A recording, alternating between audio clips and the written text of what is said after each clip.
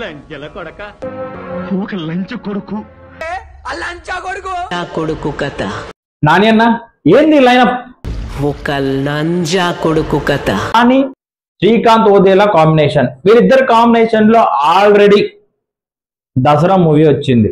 ఆ movie mass గా ఎంత అట్రాక్ట్ చేసిందో మనకు ఆల్రెడీ తెలుసు. ఆయన ఫస్ట్ మూవీ 100 కోట్లు కలెక్ట్ చేసింది అనమాట శ్రీకాంత్ ఓదేలా డైరెక్షన్ లో. ఇప్పుడు వీరిద్దరి కాంబినేషన్ లో రా అండ్ రియలిస్టిక్ గా వచ్చింది ది ప్యారడైజ్. మీరు ఒక్కసారి ఆ సినిమా గ్లింప్స్ చూస్తే మీకు అర్థమవుతుంది. సో దీని గురించి పూర్తిగా మాట్లాడుకునే ముందు ఈ ఛానల్ కనుక మీరు ఫస్ట్ టైం చూస్తే ప్లీజ్ కన్సిడర్ సబ్స్క్రైబ్. ఈ వీడియో నచ్చితే ఖచ్చితంగా ఒక లైక్ చేసుకోండి. ఇంకా మ్యాటర్లోకి వెళ్దాం. డెఫినెట్ గా చెప్తున్నా, ఈ cinema become a game changer అనమాట నాని అన్న కెరీర్ లో. మొన్నే హిట్ 3 దాంట్లో ఓన్లీ వాయిస్ మాడ్యులేషన్ చేంజ్ అనుకున్నా. దీంట్లో అయితే టోటల్ అవుట్ఫిట్ చేంజ్ మామూలుగా లేదు. నాకైతే తెగ నచ్చేసింది.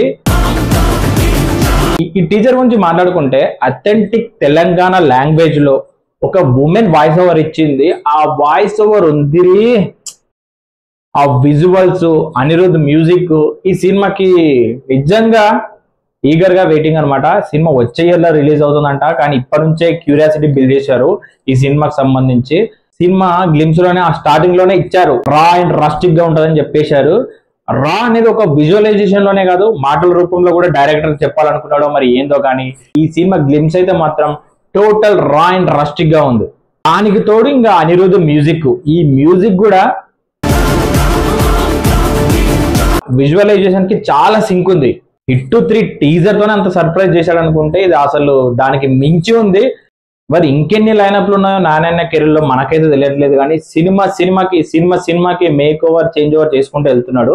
ఫ్యామిలీ ఆడియన్స్ లవ్ స్టోరీలో వాటెంబర్ తిరిగాడు. అయితే టోటల్ గా గేమ్ మార్చినట్టు అనిపిస్తుంది. ఒక్కొక్క స్క్రిప్ట్ సెలెక్షన్, ఒక్కొక్క సినిమా గ్లిమ్స్ చూస్తుంటే నిజంగా చాలా మాస్ లైనప్లే ఉన్నాయి. టోటల్ గా నాని గారి లైనప్ ఎట్లుందంటే క్లాసిక్ నుంచి మాస్ గా మారుతున్న నానిని చూస్తున్నాం మనమైతే యాజ్ ఆఫ్ నౌ. ఈ 2 సినిమా లైనప్లు అయితే చాలా రాగా రస్టిక్ గా ఉన్నాయి. కుటుంబ కథా చిత్రాలు, కుటుంబ సమేత చిత్రాలే తీసేవాడు. ఇప్పుడైతే టాప్ గేర్ లో వెళ్తున్నాడు మాస్ ఆడియన్స్ ని అట్రాక్ట్ చేద్దామని. అప్పుడు వచ్చిన నాని సినిమాలు మీరు ఇష్టపడుతున్నారా?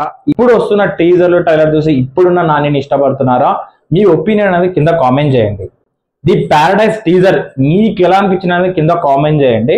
ఇలాంటి మోర్ ఇంట్రెస్టింగ్ మూవీ అప్డేట్స్ కోసం, మూవీ రివ్యూస్ కోసం ఈ ఛానల్ని ఖచ్చితంగా సబ్స్క్రైబ్ చేసుకోండి. Thank you for watching. జై హింద్.